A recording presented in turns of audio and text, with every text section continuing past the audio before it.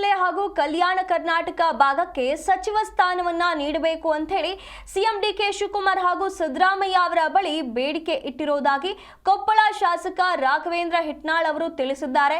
ಸರ್ಕಾರ ರಚನೆಯಾದ ಸಂದರ್ಭದಲ್ಲಿ ಸಿದ್ದರಾಮಯ್ಯ ಅವರು 2.5 ವರ್ಷಗಳ ಬಳಿಕ ಅವಕಾಶ ಮಾಡಿಕೊಡುವ ಭರವಸೆಯನ್ನ ನೀಡಿದ್ರು ಅಂತ ಹೇಳಿ ಇವರು ನೆನಪಿಸಿದ್ದಾರೆ.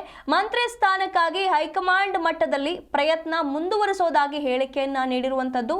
ಈಗ ಮಂತ್ರಿ ಸ್ಥಾನಕ್ಕಾಗಿ ಹೈಕಮಾಂಡ್ ಮಟ್ಟದಲ್ಲಿ ಇವರು ಕಸರತ್ತನ್ನ ನಡೆಸೋದಾಗಿ ಹೇಳಲಾಗ್ತಾ ಇದೆ. ಈಗಾಗಲೇ ನಿನ್ನೆ ನಡೆದಂತ ಸ್ವೇರಿಂಗ್ ಸೆರೆಮನಿಯಲ್ಲಿ ಹೊಸ ಮುಖ್ಯಮಂತ್ರಿಗಳಾಗಿ ಡಿ ಕೆ ಶಿವಕುಮಾರ್ ಸಾಹೇಬರಾಗಿದ್ದಾರೆ. ಜೊತೆಗೆ 3 ಜನ ಸಚಿವರುಗಳು ಕೂಡ ಆಗಿದ್ದಾರೆ. ಇವತ್ತು ನಮ್ಮ ನಾಯಕರಂತ ಸನ್ಮಾನ್ಯ ಸಿದ್ದರಾಮಯ್ಯ ಸಾಹೇಬರವರು 3 ವರ್ಷಗಳ ಕಾಲ ಅನೇಕ ಕಾರ್ಯಕ್ರಮಗಳನ್ನು ಕೊಡೋದ್ರ ಮುಖಾಂತರ, ಪಂಚ ಗ್ಯಾರಂಟಿ ಕಾರ್ಯಕ್ರಮ ಕೊಡೋದ್ರ ಮುಖಾಂತರ ಯಶಸ್ವಿಯಾಗಿ 8 ವರ್ಷ ರಾಜ್ಯದಲ್ಲಿ ಆಡಳಿತವನ್ನು ಮಾಡಿದ್ದಾರೆ.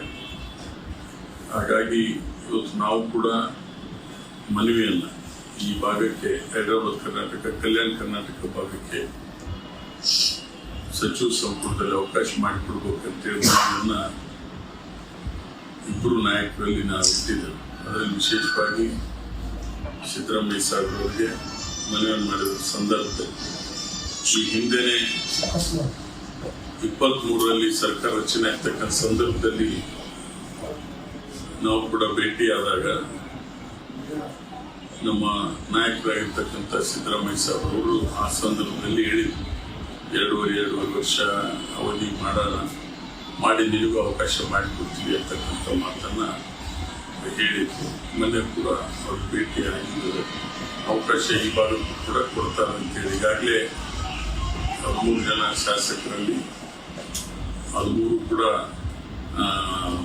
ರಾಜ್ಯದ ಹಿತದೃಷ್ಟಿಯಿಂದ ಮಾಡ್ತಕ್ಕಂಥ ಕೆಲಸ ಮಾಡಿದ್ದಾರೆ. ಉತ್ತರ ಕರ್ನಾಟಕ ಕನ್ಸಿಡರ್ ಮಾಡ್ತಾರೆ ಅಂತಕ್ಕಂಥ ನಂಬಿಕೆ, ವಿಶ್ವಾಸ ನನಗಿದೆ.